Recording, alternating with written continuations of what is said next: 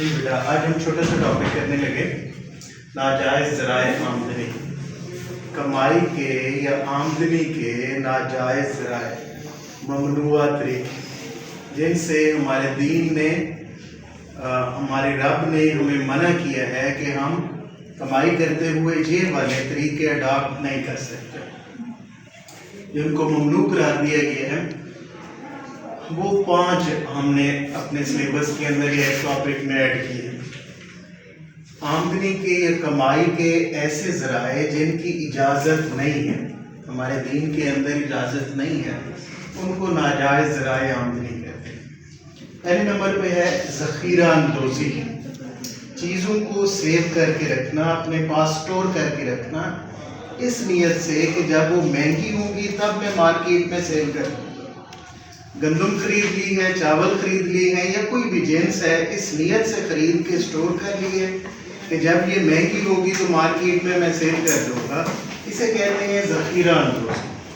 تو ذخیرہ اندوزی کے بارے میں قرآن مجید میں اللہ تعالیٰ نے فرمایا، جو لوگ سونا اور چاندی جمع کر کے رکھتے ہیں، یعنی مال کو جمع کر کے رکھتے ہیں، انہیں اللہ کے راستے میں خرچ نہیں کرتے، آپ انہیں دردناک عذاب کی خوشخبری سنا دو۔ تو یہ چیز ظاہر کرتی ہے کہ جو چیزوں کو سٹور کرنا ہے، ذخیرہ اندوزی ہے، وہ نہ صرف حرام اور ناجائز ہے بلکہ قابل سزا ہے۔ دوسرا ذریعہ ہے سود خوری، سود کھانی۔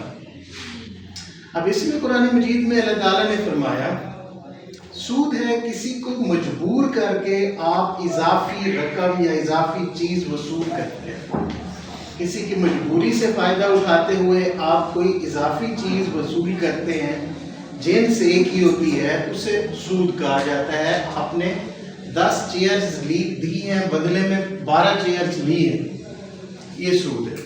آپ نے گندم کی 15 بوریاں دی ہیں، بدلے میں 16 بوریاں لی ہیں، تو یہ سود ہے۔ جنس ایک ہوگی، مقدار میں تغیر آ جائے تو وہ سود کہلاتا ہے۔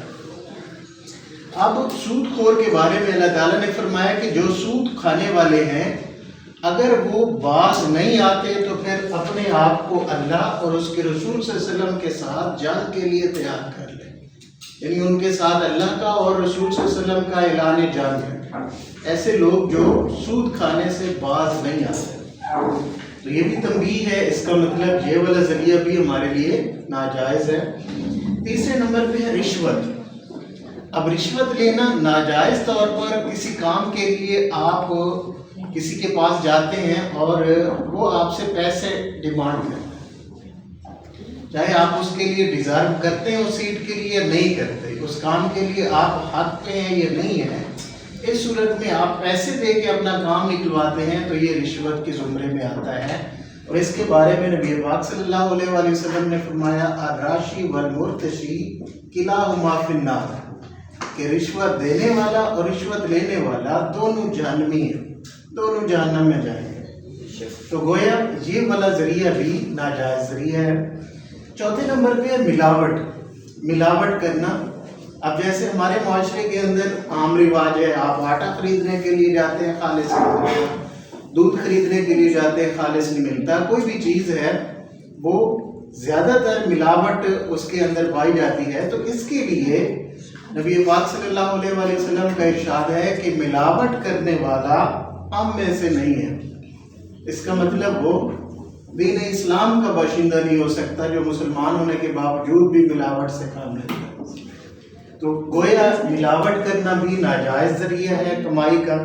اور پانچواں اور آخری ہے خیانت کرنا، بددیانتی کرنا، بے ایمانی کرتے ہوئے کوئی چیز بیچنا۔ اب بتانا کچھ ہے لیکن حقیقت میں کچھ اور ہو، اسے کہتے ہیں خیانت کرنا، بددیانتی کرنا۔ اور اس کے بارے میں نبی پاک صلی اللہ علیہ وآلہ وسلم کا ارشاد ہے، لا دین لمن لا امانت لہ، اس شخص کا کوئی دین نہیں ہے جو امانت دار ہے۔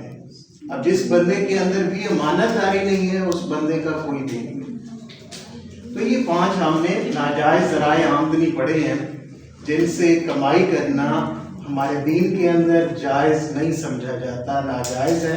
اللہ تعالیٰ ہمیں ان سارے طریقوں میں سے کسی بھی طریقے سے دور رکھے اور ہم زندگی میں حلال اور جائز ذریعے کو اختیار کرتے ہوئے اپنی کمائی کریں.